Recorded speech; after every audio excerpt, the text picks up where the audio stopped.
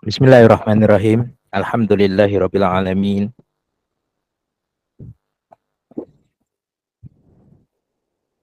Alhamdulillahi qawiyyu sultanu al-bardihi burhanu al-mabsuti fil wujudihi karoma wal iksanu. Allahumma salli wa sallim ala sayyidina wa nabiyina wa maulana Muhammadin wa ala alihi wa ashabihi ajmain, amma ba'd. Alhamdulillah, syukur kita kepada Allah Subhanahu wa taala malam hari ini di tempat online di Meet ya, bersama SHS. SHS itu apa? Sahabat Hijrah Seiman. Apa? Sahabat Hijrah Seiman.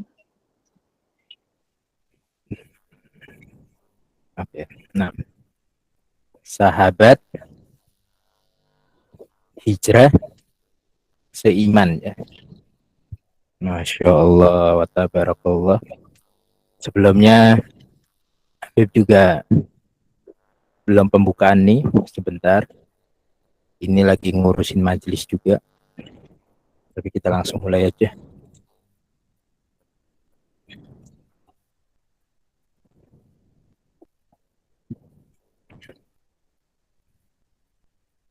Oke. Nah, alhamdulillahi qawiyyu sultanu al-bardihi burhanu al-mabsuti fil wujudihi karoma wal iksanu. Allahumma salli wa sallim ala sayyidina wa nabiyina Muhammadin wa ala alihi wa ashabihi ajmain, amma ba'd. Alhamdulillah, puji syukur kehadirat Allah Subhanahu wa taala. Pada malam hari ini Allah Subhanahu wa taala kumpulkan kita dalam keadaan sehat walafiat. Allah kumpulkan kita dalam naungan rahmat Allah Subhanahu wa taala. Allah kumpulkan kita dalam naungan hidayahnya Allah Subhanahu wa taala. Allah kumpulkan kita dalam keadaan sehat walafiat sehingga kita bisa saling bertatap muka satu sama lain. Allah yang maha tinggi, Allah yang maha agung, Allah yang maha mulia, Allah lah yang memiliki segala-galanya. Sehingga kita patut bersyukur malam hari ini Allah masih izinkan kita untuk sama-sama kita ngaji, kita duduk, kita dengarkan ceramah, dan insya Allah apa yang didengarkan mendapatkan manfaat, mendapatkan fadilah, dan juga insya Allah menambah wawasan untuk kita. Sehingga kita semua adalah orang-orang yang bisa mengamalkan ilmu-ilmu dari baginda Nabi besar Muhammad Sallallahu Alaihi Wasallam. Salawat serta salam kita curahkan, kita haturkan kepada junjungan Nabi besar, Nabi agung, Nabi Muhammad Sallallahu Alaihi Wasallam, yang kita sebagai umatnya, sebagai pecintanya, sebagai perindunya, pasti sangat-sangat merindukan dan mengharapkan syafaat baginda Nabi besar Muhammad Sallallahu Alaihi Wasallam. Maka pada malam hari ini kita meminta kepada Allah Subhanahu Wa Taala, ya Rabbana syarifna bi uruyati Sayyidina Muhammad. Ya Rabbana syarifna bi uruyati Sayyidina Muhammad. Ya Rabbana syarifna bi uruyati Sayyidina Muhammad. Ya Allah, muliakanlah aku dengan bisa memandang wajah Nabi Muhammad Sallallahu Alaihi Wasallam. Siapa yang tidak ingin memandang wajah Nabi? Siapa yang tidak ingin bisa melihat Nabi? Siapa yang tidak ingin bisa memeluk Nabi Muhammad SAW? Semuanya umat Nabi Muhammad Sallallahu Alaihi Wasallam pasti ingin memeluknya, ingin menciumnya, ingin diberi kasih sayang olehnya, dan bahkan di surga pun ingin bersamanya. Sehingga malam hari ini menjadikan bukti bahwa kita semua adalah orang-orang yang mencintai Nabi Muhammad Sallallahu Alaihi Wasallam. Tanda bukti cinta kita kepada Nabi Muhammad Sallallahu Alaihi Wasallam, salah satu tandanya ialah kita menimba ilmu, kita mencari ilmu kepada guru-guru kita yang sanad keilmuannya jelas menyambung kepada baginda Nabi besar Muhammad Sallallahu alaihi wasallam. Di akhir zaman ini banyak ulama-ulamaan. Di akhir zaman ini banyak ustadz-ustadzan. Di akhir zaman ini banyak kiai-kiaian. Makanya kita harus benar-benar ngajinya kita, istiqomahnya kita, cari guru yang bersanad kepada baginda Nabi besar Muhammad Sallallahu alaihi wasallam. Kita lihat dulu, guru belajarnya dengan siapa? Guru kita belajarnya dengan siapa? Nah, guru kita itu belajar dengan siapa lagi? Guru kita belajar dengan siapa lagi? Terus. Kalau jelas sanad keilmuannya, kita ikuti. Kita patuhi. Kita sam'an wa ta'atan. Kita mendengarkan dan kita menjalankan. Sehingga itu juga salah satu bukti cinta kita kepada Rasulullah SAW. Yang pertama adalah menimba ilmu. Yang kedua adalah patuh terhadap guru apabila guru tersebut sanad keilmuannya jelas menyambung kepada baginda Nabi besar Muhammad Sallallahu alaihi wasallam. Malam hari ini bersama SHS, singkatan dari, sekali lagi, singkatan dari apa? SHS, Sahabat Hijrah Seiman. Sahabat Hijrah Seiman. Oh, udah hijrah seiman juga. Habib tambahin SHS, Sahabat Hijrah Seiman. Ya, tak tambahin SHS lagi, yaitu setia hati selamanya. Ya salam. Setia hati selamanya. Makanya kalau dapat jodoh SHS pasti hatinya laki-lakinya atau hatinya perempuannya pasti setia. Setia hati selamanya. Selamanya maksudnya sampai dunia dan akhirat. Masya Allah, amin ya rabbal alamin. Makanya kalau mau cari jodohnya di SHS. Ya, Sahabat Hijrah Seiman, setia hati selamanya. Wah, Masya Allah, istimewa. Malam hari ini, subhanallah, alhamdulillah, yang kita bahas luar biasa ya, yaitu perkara yang ditangani oleh yang bukan ahlinya. Namun sebelumnya saya menyambung ke situ, sedikit saya menyampaikan bahwa apa yang terjadi di negeri Palestina, saya melihat pamfletnya bahwasanya SHS itu sangat perhatian terhadap Palestina sehingga memberikan sumbangan donasi berupa uang dan lain sebagainya. Itu sangat-sangat membantu saudara-saudara kita yang ada di Palestina. Sehingga itu menjadi amal kita, amal kebaikan kita, dan kita adalah salah satu golongan orang-orang yang menjadi pembebas Al-Aqsa. Dan insya Allah dengan pemberian kita, pemberian kalian terhadap Palestina itu nanti diganti oleh Nabi besar Muhammad Sallallahu alaihi wasallam. Saya mengapresiasi sekali dengan apa yang dilakukan oleh SHS. Semoga Allah Subhanahu wa taala selalu istiqomahkan dalam perjuangannya. Allah istiqomahkan dalam kebaikannya. Amin ya rabbal alamin. Maka dari itu sedikit menyambungkan tentang bagaimana seseorang yang mencintai Nabi besar Muhammad Shallallahu alaihi wasallam. Yang pasti pada malam hari ini adalah tanda bukti cinta kita. Dicatat nih, ini tanda bukti cinta kita adalah menimba ilmu. Itu bukti cinta kita kepada Nabi Muhammad Shallallahu alaihi wasallam. Yang kedua adalah mengikuti gurunya. Sam'an wa ta'atan, mendengarkan dan menjalankan apabila guru tersebut sanad keilmuannya dan mengajarkan kita itu baik dan sanad keilmuannya nyambung kepada baginda Nabi besar Muhammad Shallallahu alaihi wasallam.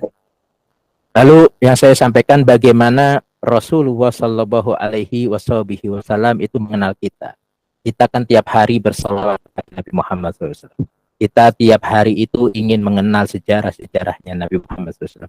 Kita tiap hari selalu menyebut-nyebutnya setiap malam, pagi, siang, sore, malam, pagi, siang, sore. Kita selalu menyebut-nyebut nama kekasihnya, yaitu baginda Nabi besar Muhammad SAW. Man ahaba say'an asori min dzikrihi. Barang siapa yang mencintai sesuatu, pasti akan selalu menyebut-nyebutnya. Amalan kita saat ini, amalan kita yang paling mudah, amalan kita yang sering kita sebut, ialah bersalawat kepada Nabi besar Muhammad Sallallahu Alaihi Wasallam. Kita ingin mengandalkan apa? Kita ingin mengandalkan sholat kita. Sudah berapa juta sujud kita kepada Allah Subhanahu Wa Taala? Sudah berapa juta zikir kita kepada Allah Subhanahu Wa Taala? Kadang kita Allahu Akbar, ingin niat aja Allahu Akbar, baru takbir Allahu Akbar. Ini pikiran otaknya kita itu udah pikirannya masalah dunia, pikirannya sudah masalah dunia, sehingga kita tidak fokus kepada ibadah kita. Terus kita mau mengandalkan apa lagi? Yang saat ini yang kita bisa andalkan ialah bersalawat kepada junjungan Nabi besar Muhammad Sallallahu Alaihi Wasallam. Itu andalan kita dan itu jimat kita. Cuman itu doang yang kita bisa andalkan, ya, yaitu kecintaan kita kepada Nabi Muhammad SAW dengan bersalawat kepadanya. Rasulullah itu menunggu kita. Rasulullah itu menanti kita. Sehingga apa kata Rasulullah Shallallahu Alaihi Wasallam? Wa inna ma'rifa bi ummati ala qadri salatihim alayya. Apa? Yaitu, wahai umatku, kamu tahu enggak, aku mengenal kalian itu atas dasar banyaknya kalian bersalawat kepada Nabi Muhammad SAW. Jadi Rasulullah Shallallahu Alaihi Wasallam itu mengenal kita semua. Rasulullah itu mengenal kita semua itu sebanyak berapa kali kita menyebutnya. Atas kadarnya itu kita nyebutnya berapa kali kita menyebut Nabi Muhammad SAW. Dan yang paling banyak adalah orang yang paling dicintai oleh Nabi besar Muhammad Shallallahu Alaihi Wasallam. Dan yang sedikit dia untung. Namun kebuang waktunya, merasa rugi karena waktunya disia-siakan tidak menyebut nama Nabi Muhammad Sallallahu Alaihi Wasallam. An Amr bin Yasir radhiyallahu anhu qala innallaha ta'ala wa qala biqabri malakan atahu asma al-khalaik. Dari Sayyidina Bazar, dari Ammar bin Yasir, dikatakan Rasulullah Shallallahu Alaihi Wasallam itu bahwa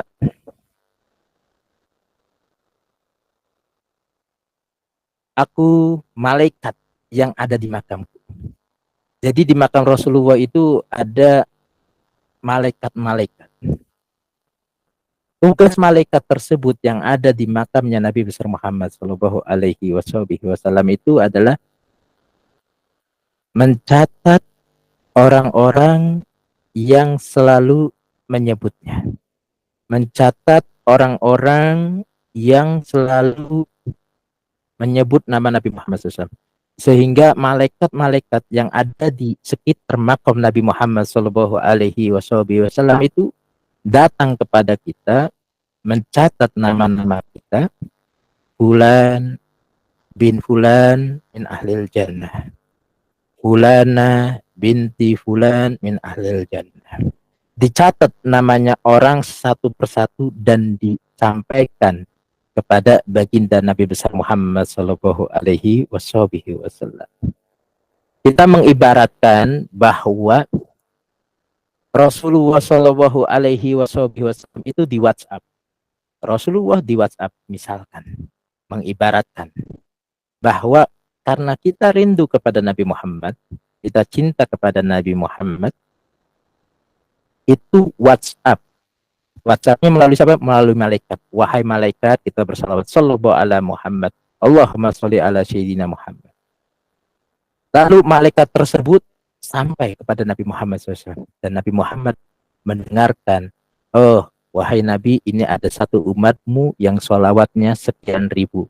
Wahai Nabi, ini ada umatmu yang sholawatnya ratusan ribu. Sehingga Nabi Muhammad SAW bangga terhadap umatnya. Ini Nabi bangga terhadap umatnya. bagaimana diri kita yang dijadikan umat Nabi Muhammad SAW. Contoh, mungkin kita bangga juga ketika kita mendapatkan WhatsApp dari kekasih kita, dari pacar kita, ya, dari kekasih kita, dari yang hasil ta'arufan kita, ataupun dari orang yang kita senangi, kita cintai. Misalkan cuman WhatsApp, Assalamualaikum. Wah, bangganya luar biasa. Ketika dibuka, ya Allah, ini fulan WhatsApp saya, mimpi apa ini saya? Langsung dibalas, Waalaikumsalam warahmatullahi wabarakatuh. Ini kita bangga dapat WhatsApp dari seseorang. Dan bagaimana jika cinta kita diterima oleh Nabi Muhammad Sallallahu Alaihi Wasallam. Beruntung sekali. Maka malam hari ini kita adalah golongan orang-orang yang beruntung karena lisan kita masih bisa menyebut nama kekasih baginda Nabi besar Muhammad Sallallahu Alaihi Wasallam. Dan ada salah satu pembesar daripada Sa'dah Ba'alawi, pembesar daripada orang Alawiyin, yaitu yang ada di Hadramaut, Habib besar, Habib terkenal, Habib alim, Habib Masya Allah yang ada di Hadramaut. Bahwasanya berusahalah kalian, sungguh-sungguh kalian di dalam mendekatkan diri kepada orang-orang soleh. Karena sesungguhnya aku melihat di zaman ini kebanyakan penduduk dalam keadaan bermalas-malasan. Penduduk di zaman sekarang itu kebanyakan orang yang malas-malasan. Lupa dengan urusan akhirat. Pagi dibuat kerja, siang dibuat kerja, sore dibuat kerja, malam yang harusnya digunakan untuk istirahat, namun dipikirkan untuk kerjaan hari esok. Nah, ini adalah orang yang memang giat, semangat untuk urusan dunia, namun malas-malasan untuk urusan akhirat. Dan ini digolongkan bahwasanya orang tersebut adalah orang-orang yang rugi, karena digunakan pagi, siang, sore, malamnya hanya untuk urusan dunia. Dia lupa bahwasanya akhirat yang menunggu-nunggu dan yang akan menyelamatkan. Maka malam hari ini SHS sungguh beruntung ketika sibuk bekerja di pagi hari, siang hari sibuk, sore hari sibuk, namun malam hari ini 126 penonton, 127 penonton sangat-sangat mencintai Nabi besar Muhammad Sallallahu Alaihi Wasallam. Sehingga 129 penonton itu adalah orang-orang yang ingin di akhirat nanti diselamatkan oleh Nabi besar Muhammad Sallallahu Alaihi Wasallam. Terus gimana? Tidak ada sesuatu yang bisa memberikan faedah di zaman seperti ini. Di zaman sekarang tidak ada sesuatu yang bisa memberikan kita faedah. Kebaikan-kebaikan tidak ada. Ya, susah ngurusin kebaikan. Kita untuk mendapatkan kebaikan di zaman sekarang itu susah. Ya. Bahwa seperti kecintaan kita kepada orang-orang soleh, mendekat diri kita kepada orang-orang soleh, orang soleh yang jujur, orang soleh yang dekat kepada Allah Subhanahu wa Ta'ala, orang soleh yang hidupnya hanya untuk Allah Subhanahu wa Ta'ala, hanya itu saja yang memberikan faedah. Selain itu tidak ada. Di dunia ini tidak ada yang bisa memberikan faedah kecuali faedah dari orang-orang soleh. Apa faedah dari orang-orang soleh? Ilmunya orang-orang soleh, rotibnya orang-orang soleh, maulidnya orang-orang soleh, Al-Quran yang diajarkan oleh orang-orang soleh, kebaikan-kebaikan yang diajarkan oleh orang-orang soleh. Sekarang keseluruhan ada di dunia ini. Kita luangkan waktu mendekatkan diri kepada orang-orang soleh, sehingga kita terselamatkan dari urusan dunia. Bahwasanya Sayyidina Ali, menantu baginda Nabi besar Muhammad Shallallahu Alaihi Wasallam itu, beliau itu telah menolak dunia itu sebanyak 3 kali tolakan. Kalau kepada istri kan mentalak 3 kali, itu berarti sudah cerai. Nah ini Sayyidina Ali, menantu baginda Nabi besar Muhammad Shallallahu Alaihi Wasallam itu menolak dunia sebanyak 3 kali tolakan. Sebanyak 3 kali tolakan. Wahai dunia, di dalam hati aku sudah tidak ada rasa cinta lagi terhadap kamu. Dan aku telah menolak engkau sebanyak 3 kali tolakan. Artinya apa? Sudah tidak ingin mengenal urusan dunia. Dan Sayyidina Ali justru lebih dekat kepada Nabi Muhammad Shallallahu Alaihi Wasallam. Sayyidina Ali setelah mentalak 3 kali tolakan terhadap dunia, Sayyidina Ali menambah rasa cinta kepada Nabi dan sangat ingin dekat dengan Nabi. Kemanapun Nabi pergi, Sayyidina Ali selalu ikut. Karena apa? Karena di dalam dunianya, di dalam kehidupannya, di dalam hatinya, sudah tidak ada lagi urusan-urusan perkara dunia. Dan kita, alhamdulillah, kita masih bisa mengikuti Sayyidina Ali. Bagaimana? Walaupun ya kita mendekat dirinya kepada Nabi Muhammad SAW melalui sholawat saja. Mendekatkan diri kita kepada Nabi Muhammad SAW cuma di waktu malam saja. Coba di pagi hari kalian kemana? Siang hari kalian kemana? Sore hari kalian kemana? Pagi hari, Bib, saya kerja, Bib. Dari jam 8 sampai jam 12 saya cari uang dunia lagi. Dari siang, Bib, saya istirahat dari jam 12 sampai jam 1. Saya dikasih waktu untuk ibadah, untuk sholat. Dari jam 12 sampai jam 1. Udah gitu, Bib, saya ngurusin dunia lagi dari jam 1 sampai jam 4 ataupun jam 5. Sudah gitu, selesai semuanya, saya pulang ke rumah. Niatnya saya udah mau ngaji. Ternyata bos, teman saya, keluarga saya ngajak saya pergi. Makan-makan, pesta-pesta.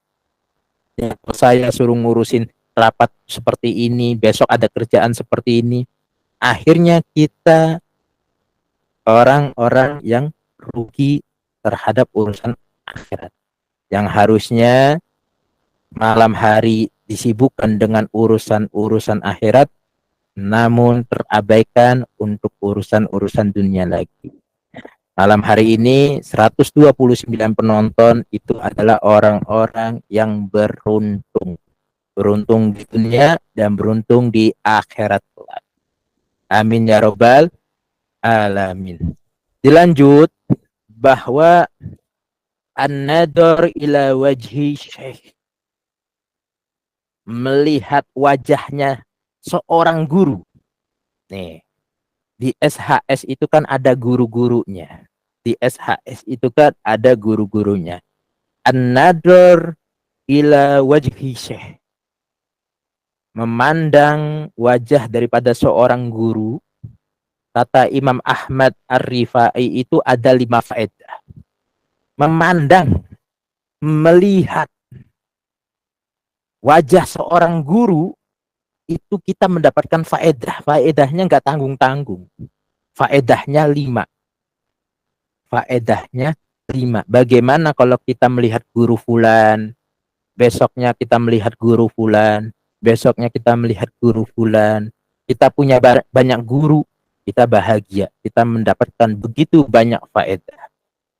Dengan memandangnya aja bahwasanya kita mendapatkan 5 faedah.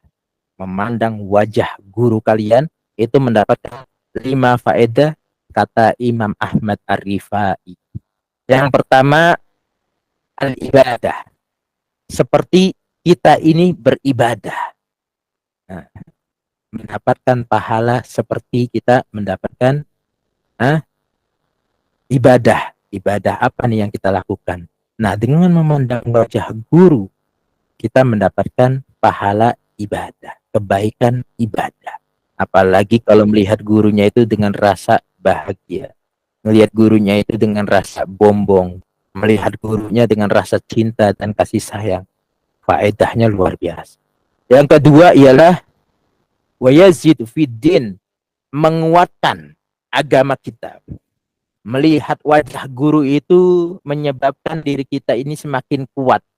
Kuat dalam beragama. Kuat dalam beragama. Lalu apa? Yang ketiga, wal agil. Akal, menambah kecerdasan kita. Melihat wajahnya guru aja bisa menambah kecerdasan kita. Bahagia kita. Ya, bisa melihat wajah guru, ternyata otak kita semakin mengalir. Makanya kalau kita melihat wajah guru, inspirasi itu keluar. Melihat wajah guru, kebahagiaan kita itu ada. Melihat wajah guru, kita ini penuh dengan rasa cinta dan semangat. Lalu apa? Wal iman, menambah iman. Menambah iman. Semakin iman kita kuat.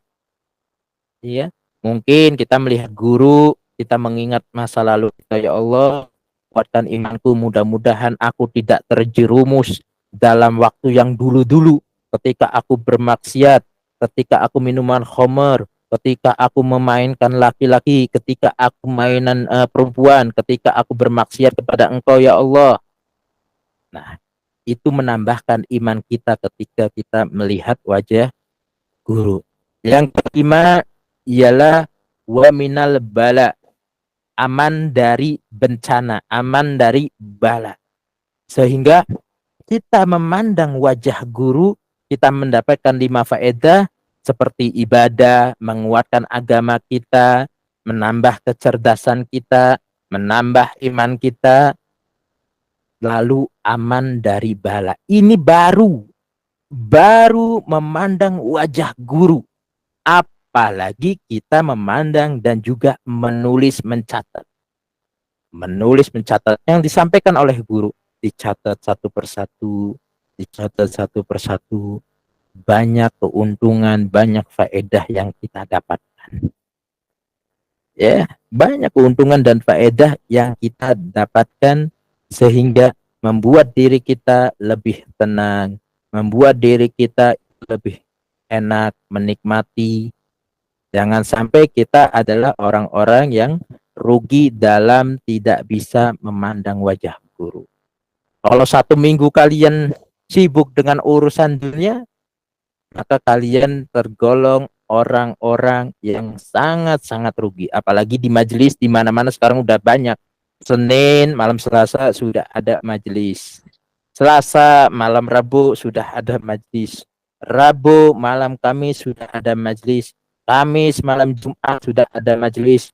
Jumat, malam Sabtu sudah ada majelis. Sabtu, malam Minggu sudah ada majelis. Minggu, malam Senin sudah ada majelis. Sudah full di mana-mana, setiap hari ada majelis. Lalu kalian digolongkan orang-orang yang lalai, apa kalian digolongkan orang-orang yang beruntung? Orang-orang yang beruntung adalah orang-orang yang 1 minggu itu mereka bisa istiqomah walaupun hanya 1 majelis, walaupun hanya 1 hari. Dan orang-orang yang tidak beruntung, orang-orang yang rugi selama 1 minggu tersebut, dia tidak mendekatkan diri kepada gurunya, dia tidak mendekatkan diri terhadap ulamanya, dia tidak mendekatkan diri kepada ilmunya. Na'udzubillahi min dzalik. Dan kita adalah golongan orang-orang yang insya Allah pengen beruntung. Makanya kita orang-orang yang pengen beruntung dalam hal kebaikan semuanya. Amin ya rabbal alamin. Nabi Muhammad Shallallahu Alaihi Wasallam ini dalam riwayat Abu Hurairah bahwa Nabi Muhammad Shallallahu Alaihi Wasallam ini berbincang dengan beberapa sahabat-sahabatnya. Lalu tiba-tiba datang seorang badui. Orang badui datang kepada Nabi Muhammad Shallallahu Alaihi Wasallam. Orang badui itu bandel-bandel. Dia berani berkata kepada Nabi Muhammad SAW, wahai Nabi, diungkap nih orang badui tersebut. Wahai Nabi, Kapan hari kiamat? Kapan ini hari kiamat? Apa kata Nabi Muhammad SAW? Nabi Muhammad meneruskan percakapannya dan Nabi Muhammad bertanya kepada sahabat-sahabatnya, wahai sahabatku, siapa tadi yang bertanya? Mana orang yang bertanya tadi tentang hari kiamat? Lalu orang tersebut berdiri dan mengatakan bahwasanya aku ya Rasulullah, ana ya Rasulullah. Ini saya ya Rasulullah yang mengatakan bahwasanya kapan hari kiamat, menanyakan kepada Nabi Muhammad Shallallahu Alaihi Wasallam. Masya Allah. Lalu Nabi Muhammad Shallallahu Alaihi Wasallam menyampaikan bahwasanya hari kiamat itu akan sampai apabila seseorang diberikan amanah lalu dia mensia-siakan. Diberikan amanah lalu dia disia-siakan. Bersiaplah untuk menghadap hari kiamat.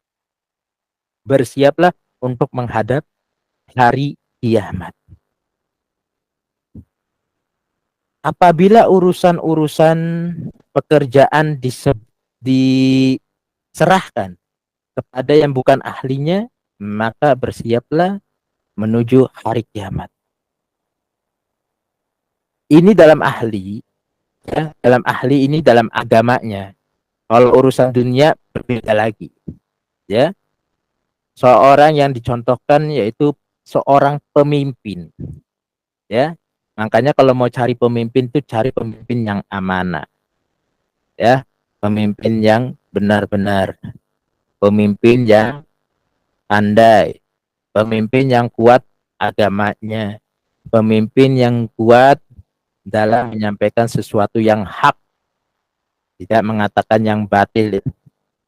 Menyampaikan hak itu hak dan batil itu batil. Nah, ini yang disampaikan oleh Nabi besar Muhammad Shallallahu Alaihi Wasallam, yaitu tentang hari kiamat ialah ketika ada seseorang yang diberikan amanah namun tidak disampaikan amanah tersebut, tidak lurus untuk menyampaikan amanah tersebut.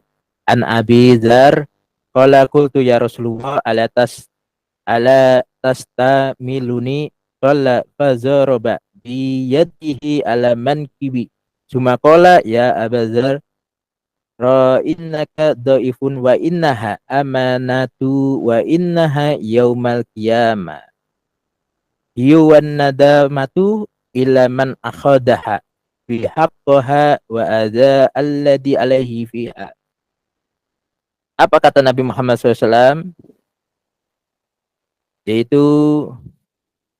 wahai Rasulullah, kata Abi Dzar nih, tidak ada yang menjadikanku sebagai penjabat. Lalu Abi Dzar berkata, kemudian beliau menepuk bahuku dengan tangan beliau seraya, wahai Abu Dzar, kamu ini lemah. Jadi Abu Dzar ini berkata kepada Nabi Muhammad SAW, berkata, wahai Nabi, tidakkah aku diberikan jabatan? Tidakkah aku diberikan amanah? Lalu Nabi Muhammad SAW itu menepuk pundaknya seperti ini. Menepuk pundaknya dan berkata, kamu ini lemah. Gitu. Kamu ini lemah. Padahal jabatan itu sebuah amanah yang berat. Dan pada hari kiamat, ia akan menghinakan dan menyesalkan. Ya, amanah menghinakan dan menyesalkan apabila amanah tersebut tidak dijalankan sepatuhnya, tidak dijalankan seluruhnya, tidak dijalankan sesuai perintahnya.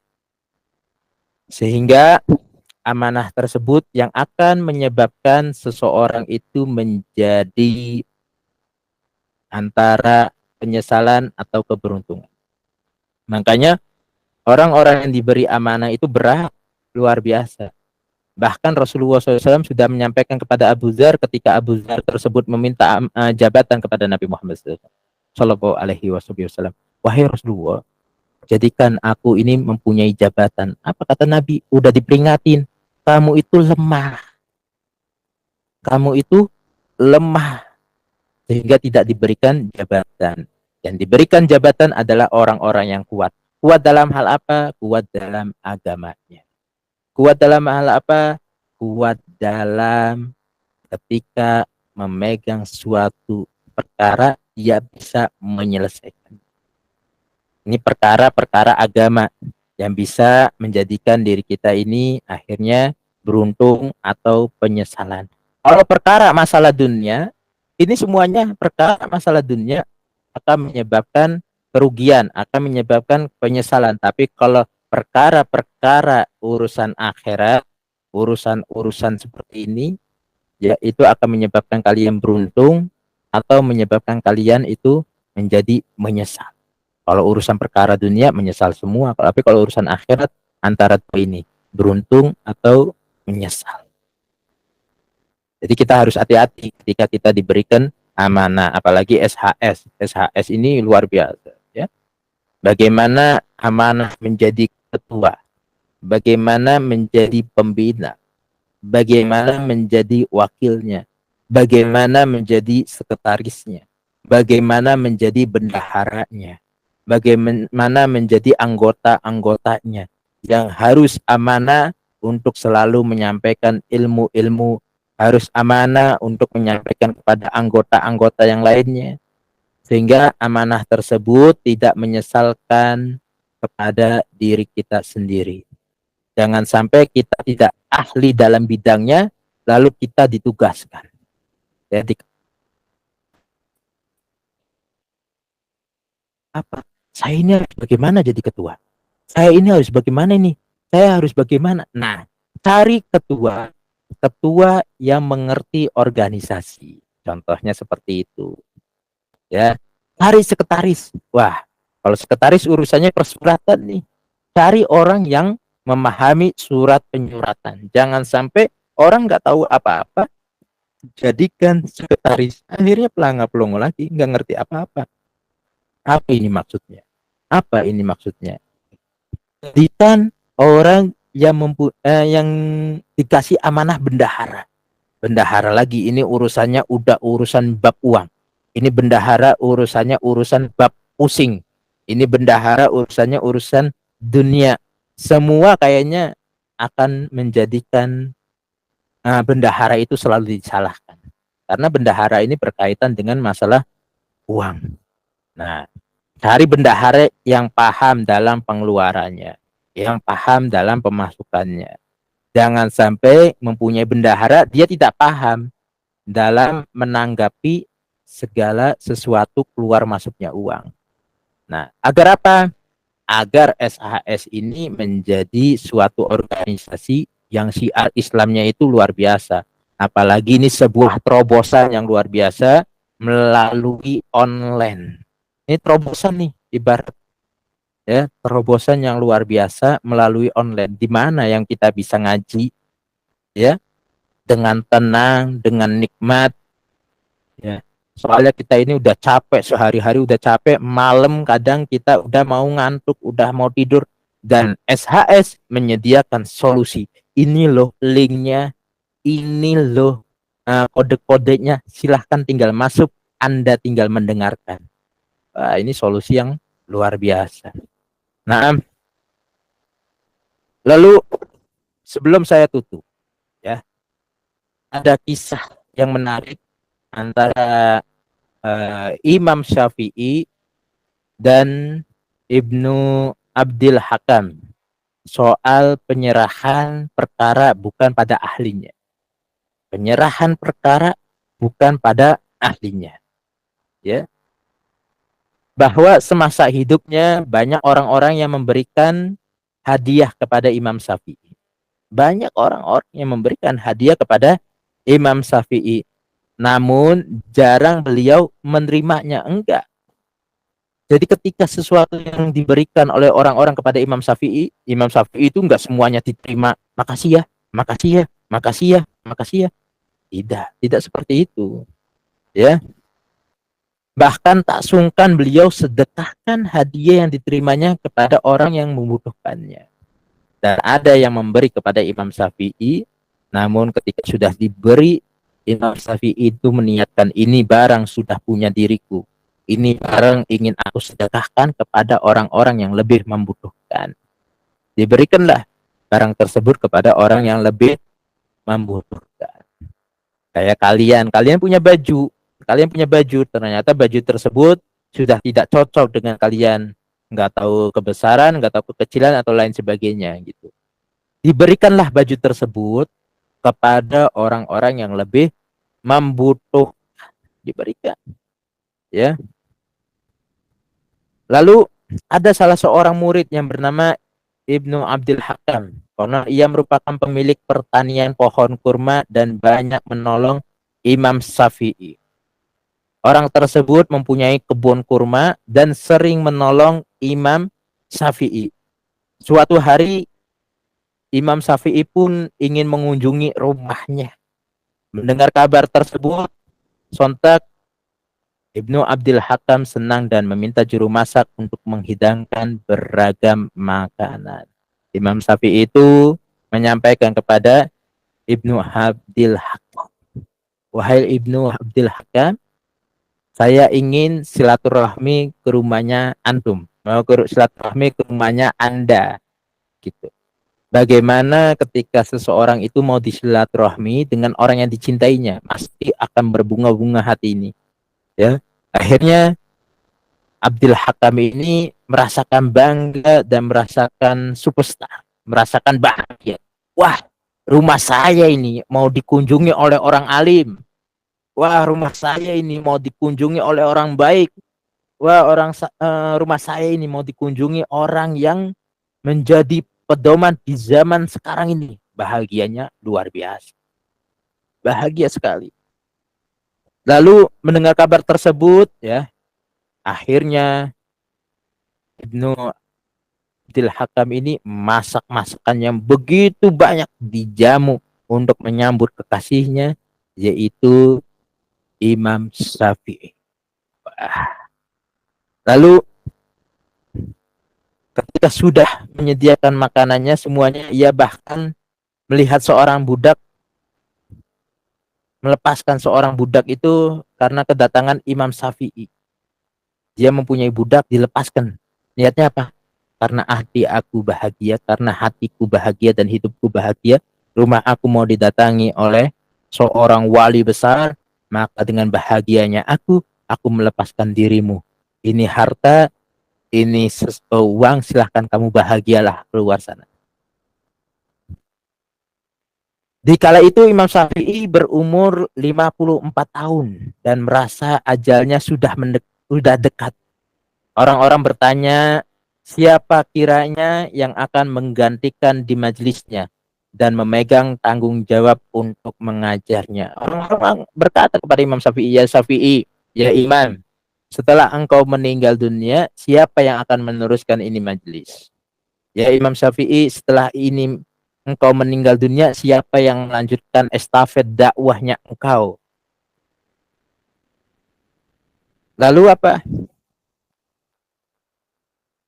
Setelah itu ketika ditanya, orang-orang berkata kepada Imam Syafi'i, siapa yang akan melanjutkan estafetnya?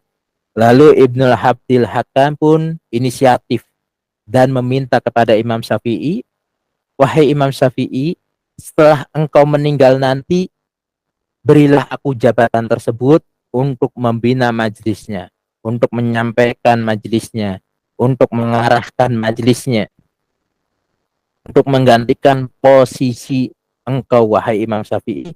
Namun apa? Imam Syafi'i tahu, Imam Syafi'i ini tahu bagaimana keilmuannya, bagaimana hukum-hukumnya, ya, bagaimana orang, apakah ini Ibnu Abdul Hakam ini berkompeten atau tidaknya. Ini tahu Imam Syafi'i. Lalu setelah itu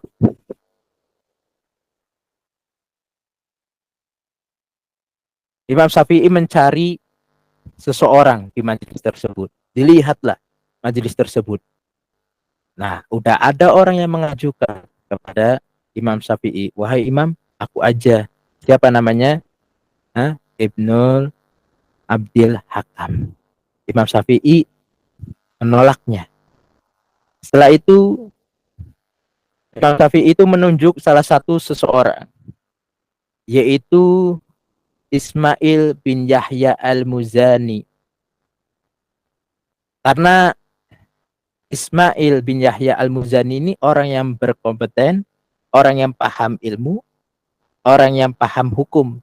Sehingga majelis tersebut akan terus berjalan siar-siar. Nah, yang kita petik dalam hal itu ialah bagaimana suatu perkara majelis itu diserahkan kepada orang yang ahli ilmunya. Dan penyokongnya adalah siapa? Ibnu Abdil Hakam. Orang yang selalu memberikan donatur kepada Imam Syafi'i. Imam Syafi'i majelisnya jalan karena ada donaturnya. Siapa donaturnya? Ibnul Hakam yang tadi disampaikan. Dan juga yang mengajarnya akhirnya Ismail al-Muzani. Keduanya ini akhirnya saling bergotong satu sama lain. Ada perkara masing-masingnya. Perkara tersebut ialah Ismail bin Yahya al-Muzani sebagai orang yang paham dalam agama, suatu perkara dalam agamanya, dan suatu perkara dalam urusan-urusan makanannya sudah disediakan oleh Ibnul Abdil Hakam. Di mana dua orang tersebut setelah meninggalnya Imam Syafi'i ini saling bergotong royong satu sama lain, saling membantu sama lain, sehingga siar dakwahnya Imam Syafi'i sampai sekarang itu jalan. Ya, dan kita, kehidupan kita itu menggunakan mazhab Imam Syafi'i. Maka beruntung ya kita semua bisa menjalankan sebuah majelis seperti ini. Ya, sudah ada ulama-ulamanya, sudah ada ustadznya, sudah ada orang yang ahli-ahlinya, sehingga ini tidak akhirnya melenceng. Karena banyak orang-orang yang melenceng. Di zaman sekarang ini banyak orang-orang yang melenceng ketika mereka diberikan sebuah amanah, tapi amanah tersebut tidak dijalankan semestinya. Karena apa? Karena bukan ahlinya. Makanya segala sesuatu semuanya harus yang ahlinya. Mau jabatan presiden harus yang ahlinya. Mau jabatan menteri harus ahlinya. Mau jabatan gubernur harus ahlinya. Mau jabatan wali kota harus ahlinya. Mau jabatan apapun harus ahlinya.